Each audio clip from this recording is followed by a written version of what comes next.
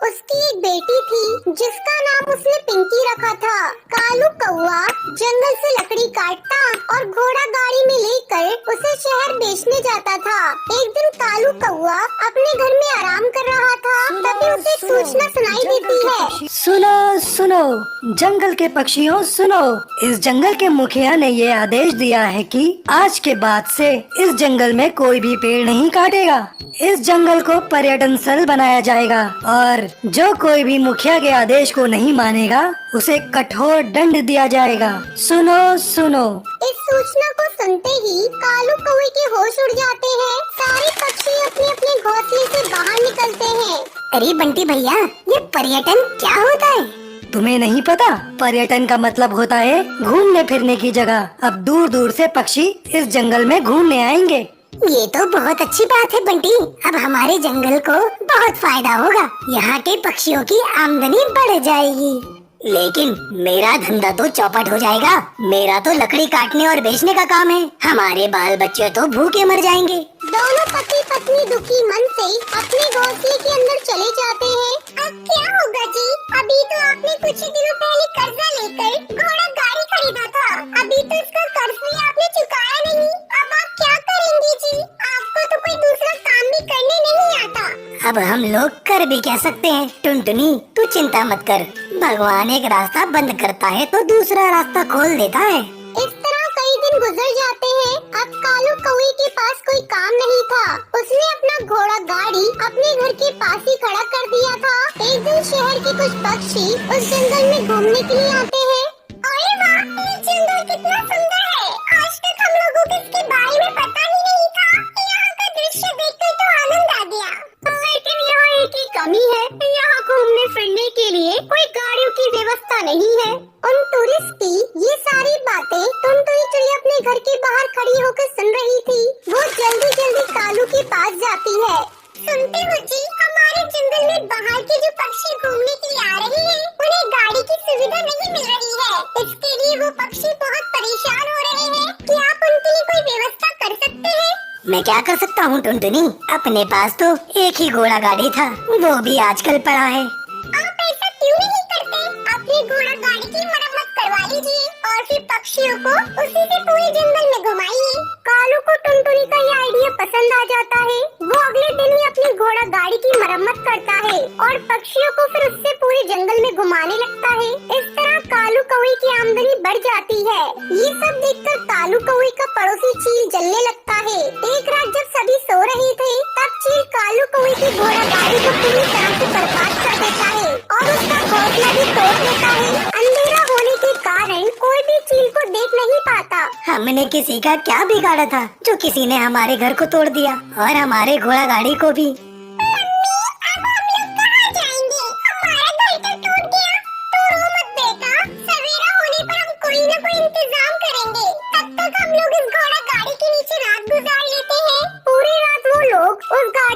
गुजारते हैं। वो कालू जी, ठाकुर साहब ने जंगल में पेड़ काटने पे अब तो रोक लगा दी है। हम अपना दूसरा घर भी नहीं बना सकते। क्यों ना हम लोग मिट्टी का अपना घर बनाते, उसी में अपना गुजारा करें। मैं नदी किनारे जाकर गीली मिट्टी का इंतजाम करता हूँ। इतना कहकर कालू कौवा मिट्टी लेने चला जाता है। फिर टुनटुनी चिड़िया एक सुंदर सा मिट्टी का अपना घर बनाकर अपने पूरे परिवार के साथ खुशी खुशी रहने लगती है। बहुत समय पहले रामपुर के जंगल में टोनी चिड़िया अपने पति बंटी कबूतर के साथ रहती थी। उसके दो बच्चे थे, पिंकी चिड़िया और गोलू चिड़ा। बंटी कबूतर ठेले पर कुल्फी बेचा करता था। टोनी चिड़िया और बंटी कबूतर का छोटा और सुखी परिवार था। एक दिन टोनी चिड़िया बाजार से कुल्फी बनाने का सामान खरीद कर आ रही थी, तभी जिगरबाज उस पर हमला कर देता है। इस हमले में टोनी चिड़िया की मौत हो जाती है। दोनों बच्चे फूट फूट कर रोने लगते हैं। पापा, ये सब कैसे हो गया? माँ को किसने मार दिया? बंटी कबूतर दोनों बच्चों को चुप कराने लगता है। किसी तरह दोनों बच्चे शांत होते हैं। इस तरह कुछ दिन बीत जाते हैं। अब घर का सारा बोझ बंटी कबूतर के कंधों पर आ गया था। एक दिन बंटी कबूतर की मौसी उससे मिलने के लिए उसके घर आती है। बंटी बेटा, मुझसे तुम लोगों की हालत देखी नहीं जाती। तू मेरी एक बात मान, बच्चों के खातिर तो दूसरी शादी कर ले। कब तक तो घर में पड़ा पड़ा बच्चों के लिए अपना काम धंधा बंद करके उन्हें देखता रहेगा। बंटी कबूतर को अपनी मौसी की बात सही लगती है। कुछ दिनों बाद वो टुनटुनी चिड़िया से शादी कर लेता है। टुनटुनी चिड़िया बच्चों का अच्छी तरह से ध्यान रखने लगती है। इस तरह एक महीना गुजर जाता है। एक दिन टुनटुनी चिड़िया एक अंडा देती है। अंडा देने के बाद से टुनटुनी चिड़िया का बर्ताव बच्चों के प्रति बदल जाता है। एक दिन पिंकी चिड़िया और उसका भाई आपस में खेल रहे थे, तभी टुनटुनी उन्हें अपने पास बुलाती है। ए पिंकी, इधर सुन, आज से तेरा खेलना कूदना सब बंद। अब से तू अपने भाई के साथ मिलकर घर का सारा काम करेगी। डर के मारे दोनों बच्चे काम करने लगते हैं। काम करते करते उन्हें रात हो जाती है। तभी टूनी चिड़िया की आत्मा वहाँ आती है। उसे देखकर पिंकी चिड़िया डर जाती है। पिंकी बेटा, मैं तुम्हारी माँ हूँ, तुम मुझे देखकर डरो मत। तुम लोग सुबह से ही काम कर रही हो, अब जाओ थोड़ा आराम कर लो, तब तक मैं तुम्हारा सारा काम कर देती हूँ। तुम्हारी सौतेली माँ टुनटुनी चिड़िया को इस बारे में कुछ भी पता नहीं चलेगा। दोनों बच्चे आराम करने लगते हैं और भूतिया टूनी चिड़िया की आत्मा घर का सारा काम कर देती है। एक दिन जब दोनों बच्चे सो रहे थे, तब टुनटुनी चिड़िया बंटी कबूतर को ले जाती है और उससे कहती है, तुम देख रही हो ना जी, तुम्हारे दोनों बच्चे कितने आराम से सो रहे हैं। मैं दिन भर काम करती हूँ, लेकिन इन्हें तो जरा भी परवाह नहीं। अब मुझसे इनके नखरे सहन नहीं होते, तुम इन्हें ले जाकर कहीं दूर छोड़ दो। कुछ ही दिनों में मेरा बच्चा भी अंडे से बाहर आ जाएगा। मैं नहीं चाहती कि मेरा बच्चा इनके साथ रहकर निकम्मा बन जाए। और अगर तुमने इन दोनों बच्चों को ले जाकर कहीं दूर नहीं छोड़ा, तो मैं तुम्हें छोड़कर अपने मायके चली जाऊंगी। फिर अपना काम धंधा बंद करके अपने बच्चों को संभालते रहना। टुनटुनी, तुम जैसा कहती हो मैं वैसा ही करूँगा, लेकिन तुम मुझे छोड़कर अपने मायके मत जाना। बंटी कबूतर अपने दोनों बच्चों को ले जाकर जंगल के बाहर छोड़ देता है। दोनों बच्चे भूख से बेहाल इधर उधर भटक रहे थे। अचानक उन्हें एक पहचानी सी आवाज सुनाई देती है, कुल्फी ले लो कुल्फी, ठंडी ठंडी कुल्फी, मजेदार कुल्फी। पिंकी, वो देख, अपनी माँ कुल्फी बेच रही है। दोनों बच्चे उस कुल्फी वाली भूतिया चिड़िया की आत्मा के पास जाते हैं। माँ, हमें बहुत भूख लगी है, हमें भी कुल्फी खानी है। भूतिया टूनी चिड़िया की आत्मा दोनों बच्चों को कुल्फी देती है। ये लो बच्चों, कुल्फी, तुम लोग जी भर के खाओ। अब तुम्हें चिंता करने की जरूरत नहीं, मैं तुम्हारी देखभाल करूंगी। भूतिया टूनी चिड़िया की आत्मा दोनों बच्चों के लिए घोंसला बनाती है। बच्चों, आज से तुम दोनों इसी घोंसले में मेरे साथ रहोगे। मैं तुम दोनों को बहुत प्यार दूंगी। उस दिन की बात से भूतिया टूनी चिड़िया की आत्मा कुल्फी बेच उन दोनों बच्चों की देखभाल करने लगती है। इस तरह दोनों बच्चे खुशी खुशी इस भूतिया टूनी चिड़िया माँ के साथ अपनी जिंदगी बिताने लगते हैं। बंटी का ट्रांसफर सुंदरवन जंगल में हो गया था। वो अपनी पत्नी और बच्चों के साथ अपने नए घोंसले में शिफ्ट हो रहा था। ये जगह कितनी सुंदर है ना माँ, दूर तक पहाड़ और जंगल, ऐसा लगता है कि हम किसी टूरिस्ट प्लेस पर आ गए हैं। कहीं अकेले घूमने मत चली जाइयो, समझी? भूत पकड़ के ले जाएंगे। तुझे पता है ना ये घर कितना पुराना है। तुम दोनों ने फिर से लड़ना शुरू कर दिया। कल तुम लोग अपने नए स्कूल में जाओगे, उसकी तैयारी करो। टुनटुनी को ज्यादा घर का काम करने की आदत नहीं थी। काश मुझे यहाँ कोई काम वाली मिल जाती, मैं अकेले काम करते करते पागल हो जाऊंगी। टुनटुनी को किसी के दरवाजे खटखटाने की आवाज आती है। टुनटुनी दरवाजा खोलती है तो बाहर एक चिड़िया खड़ी थी। उसका चेहरा बहुत ही भयानक था। मेरा नाम टूनी है, क्या आपको इधर किसी काम वाली की जरूरत है? कमाल है, मैं काम वाली के बारे में सोच रही थी। तुम्हें किसने बताया कि मुझे काम वाली की जरूरत है? किसी ने मुझे नहीं बताया।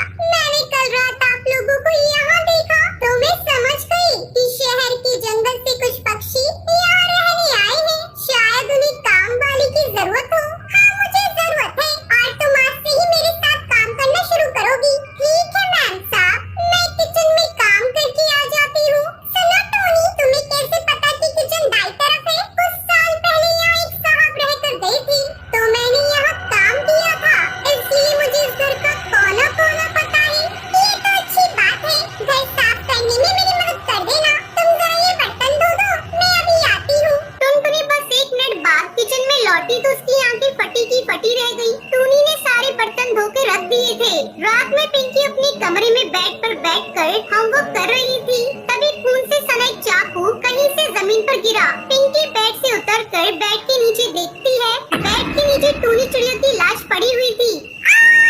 पिंकी की चीख सुनकर बंटी और टुनटुनी पिंकी के कमरे की तरफ दौड़े। क्या हुआ पिंकी चिड़िया? मेरे बेड के नीचे किसी की लाश पड़ी हुई है। बंटी और टुनटुनी बेड के नीचे देखते हैं। यहाँ तो कुछ भी नहीं है पिंकी। लगता है नई जगह होने की वजह से तुम डर गई हो। चलो हमारे साथ सो जाओ।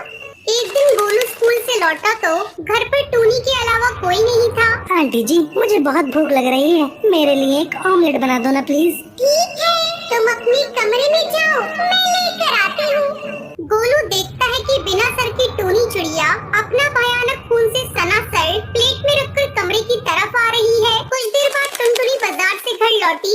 गोलू बेटा कहाँ हो? जल्दी बाहर आओ, चलो शॉपिंग करने चलते हैं। जब गोलू टुनटुनी को कोई जवाब नहीं देता, वो उसके कमरे में जाती है तो देखती है गोलू जमीन पर पड़ा है और उसके सर से खून निकल रहा है। वो तुरंत हवाई मोटर से गोलू को अस्पताल लेकर जाती है।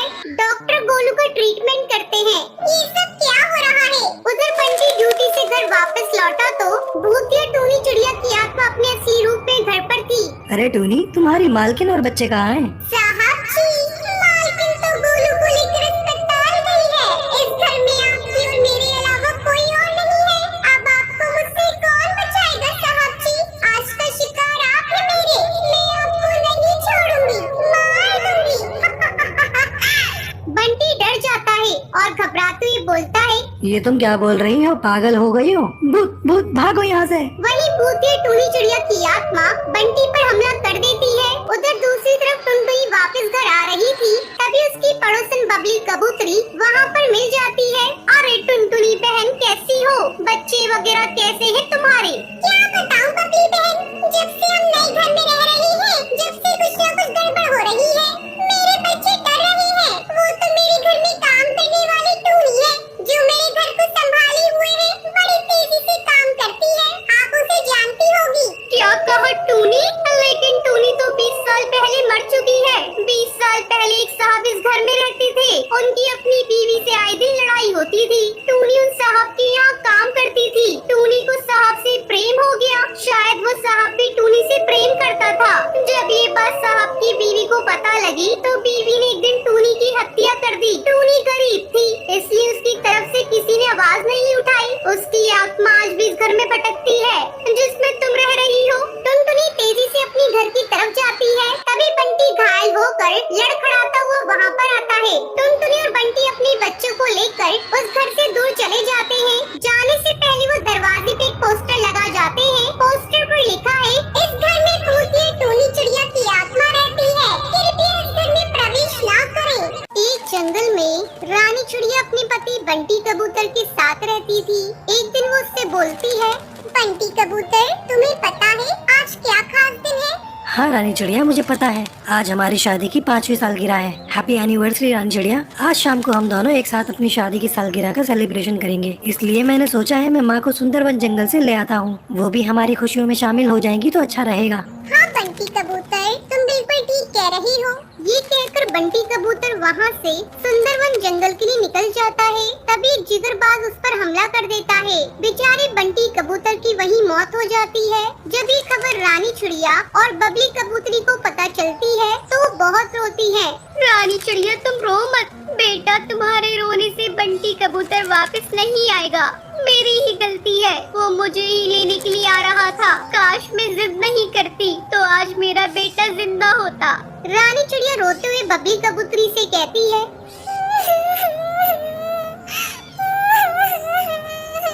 नहीं माँ जी, आप अपने आप को कसूरवार मत समझिए। बंटी कबूतर की बस इतनी ही जिंदगी थी, हम क्या कर सकते हैं। आप अपने आप को दोष मत दीजिए। तभी बबली कबूतरी रानी चिड़िया से कहती है, बेटा, बंटी कबूतर की तो जिंदगी इतनी थी, लेकिन तुम्हारी तो पूरी उम्र पड़ी है। तू कैसे अकेले गुजारेगी बेटा? मेरी मान, तू दूसरी शादी कर ले। ये सुनकर रानी चिड़िया गुस्से से बबली कबूतरी से कहती है, माँ जी, आप ये कैसी बातें कर रही हैं? अभी बंटी कबूतर को मरे हुए कुछ ही दिन हुए हैं और आप मुझसे दूसरी शादी करने के लिए कह रही हैं? नहीं माँ जी, नहीं, मैं सिर्फ बंटी कबूतर से ही प्यार करती थी।